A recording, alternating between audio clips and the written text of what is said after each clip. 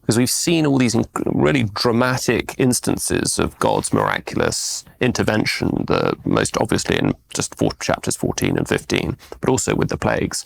This is just it's not really an ordinary miracle, but what it provides us couldn't be more ordinary. It's the day-to-day sustenance, as you were saying, well, Stephen. and it's in tiny little portions too, right? Because it says like it's hoarfrost, and so you might say, I wonder if that's what I was pointing to in some sense. I wrote this chapter in my first book about stopping to pet a cat on the street, especially if you're in dire necessity, right? It's like one of the things you have to do when you're in dire necessity is look for tiny miracles. Mm-hmm. And they are, and that's really the case. It's really sustaining under those conditions. It's not necessarily looking for miracles, looking for sort of miracles understood as just extraordinary or utterly bewildering events. That's probably the wrong mindset. No, that's why they're tiny.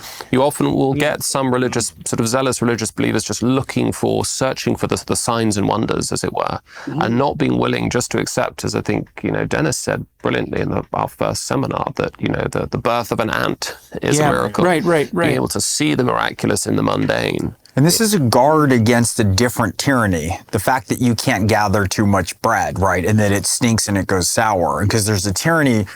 You talk a lot about sacrifice. Like what work is we're sacrificing the present for the future. But that can also, you can sacrifice the present too much for the future.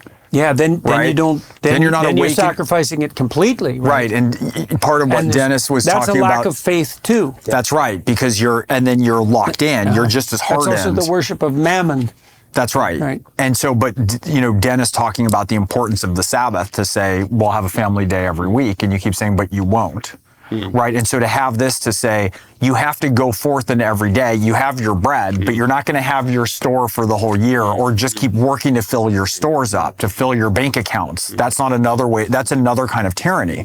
And so the limitation of it is also a protection. I would say that to the degree that the left has a moral claim against capitalism, to the degree that that's the case, that's the part of it that's right, is that don't be thinking that you can store your treasures on earth, right? That's the accusation of the left when it's properly constructed.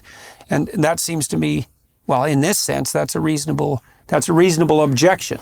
It takes adventure out of your life as well, right? Because you need to want in the day, right? And so sometimes if you have a certain level of financial success, right? It's weird. It can be disorienting in a way that's weird because there's a different kind of freedom. It deprives you of optimal deprivation. Yeah, and I don't even mean huge. I mean, like maybe you paid off your car after 20 years, like, and all of a sudden it's some new thing, but your order of priorities reorients in a weird way.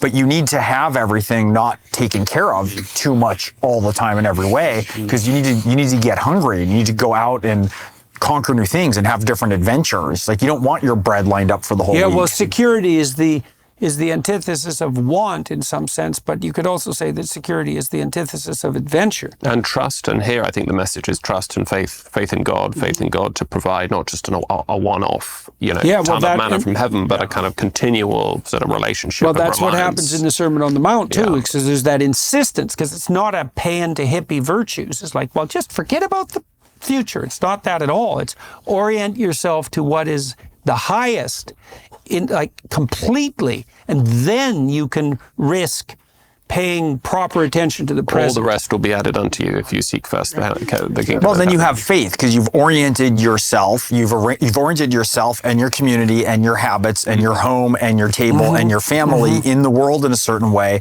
and then you produce. Right. Then it's a garden. It's a walled garden. Right. And so it'll bring forth the fruit, right, that keeps you alive. Instead of just anticipating that you need to have all of these resources and material things. You don't want that. Well, you want an orientation.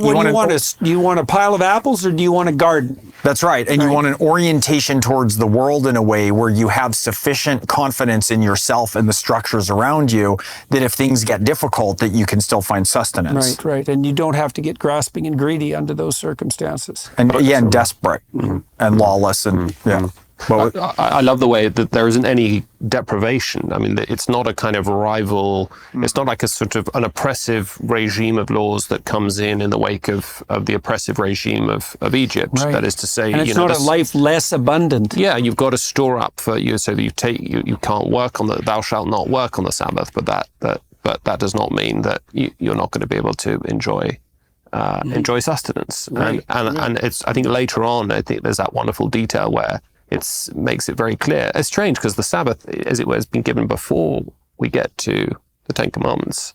But when we do, we see that the Sabbath applies, if I got it right, Dennis, it applies to all. It's the slaves as well, the slaves they've got with them. So it's not like Egypt. This is a ordered freedom, as you were saying, Oz. Mm-hmm. Well, and then, so imagine if the idea is that you orient yourself to the highest good and you build those intervening structures, those intermediary structures, then not only will you get enough, but you also won't get too much. And you won't have to strive to get too much. And so that's definitely what this story is emphasizing in relationship to the idea that you can't, that it's not optimal to depend on it being stored up. And that's an indication that it's not optimized. So because you're not setting it up so it's productive optimally. Yeah, and it softens you. Like you got to go out and use your claws and your teeth. Right.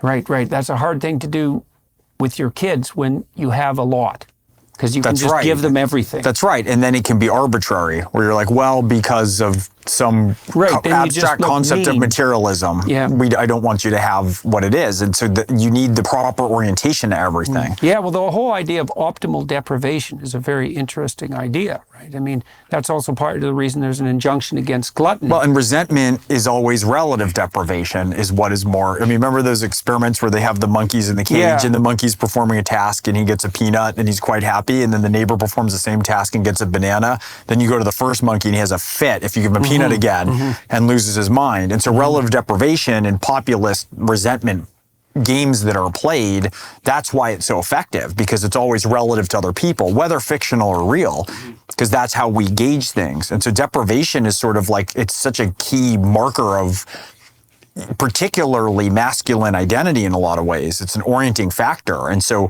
managing what is too much, what's a proper amount of deprivation, what isn't enough, what are the conditions under which everybody should rise to some extent but not have too much from it, like those are all the conversations that we're trying to have in reorienting a society. And even the conflict between the liberals and especially the libertarian conservatives is more. It is the conflict between the security that takes care of everybody and the challenge and adventure that forges their soul, right? And there's obviously some optimized balance of that, and it's worth arguing about. And how do you bridge it to bring people up who need maybe they need some version of greater resources or access, and resources can be intellectual, it can be moral, to have them enter into the spirit. Remember, on the liberal front, especially the social engineering liberal front, even though the conservatives can fall prey to that too. It's probably the key question in political philosophy at the moment, distributive justice. Do you want to ensure that everybody has enough, or do you want to ensure that everybody has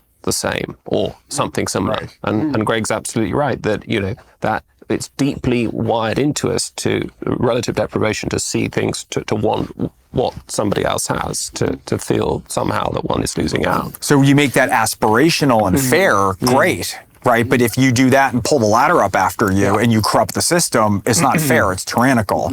That's the Pharaoh. And you won't get rid of and that. And so it's like, there's the answers both sides morally seem somewhat clear. It's like enjoy and celebrate that system and that prosperity and make sure it's really fair and not corrupt, because things are really hard.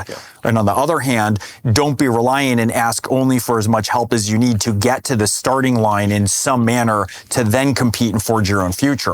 And how do we deal now with redistribution of wealth? Then every term becomes laden with consequences. But that's the balance that we want to seek between the two sides. And that's the conversation that we have ineffectively and through a million buzzwords that are like dehumanizing and turning the other side into a monolith. But that's the balance that needs to be struck, I think. All right. Okay. 16